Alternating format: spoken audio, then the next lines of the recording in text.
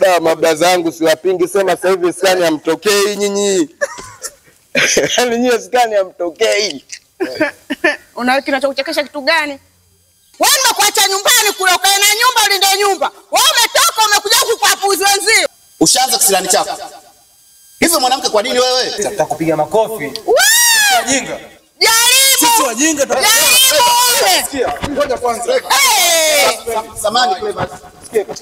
Ngoja kwanza, subiri. Aende wewe waache aondoke Ngoja mwanangu. kwanza blaza kubwa. Tukana na mimi nitatia makomzi za Wewe Clever, samani jamani sameni mimi. Wewe usema kitu gani na wewe? Tulia bwana wewe. Sikia nikwambie. Raia nisikia mchukue mkeo ondoka. Bwana tulia bwana. Mchukue mkeo. Niache. Andafia watu. Nitia makofi uone. Usilete baba kwa nome mzee waenda kuchafua vile vile. Wewe unakuja nyumbani na weka huko.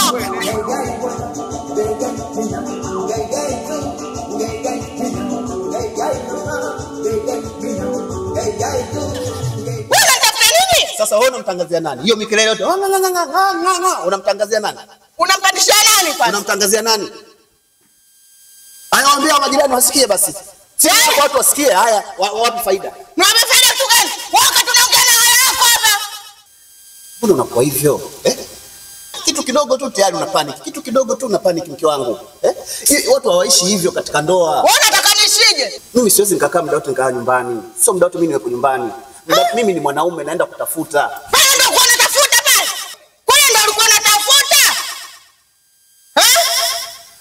Wangu tufanye basi maisha. Fanya basi aisha. Toka kabisa.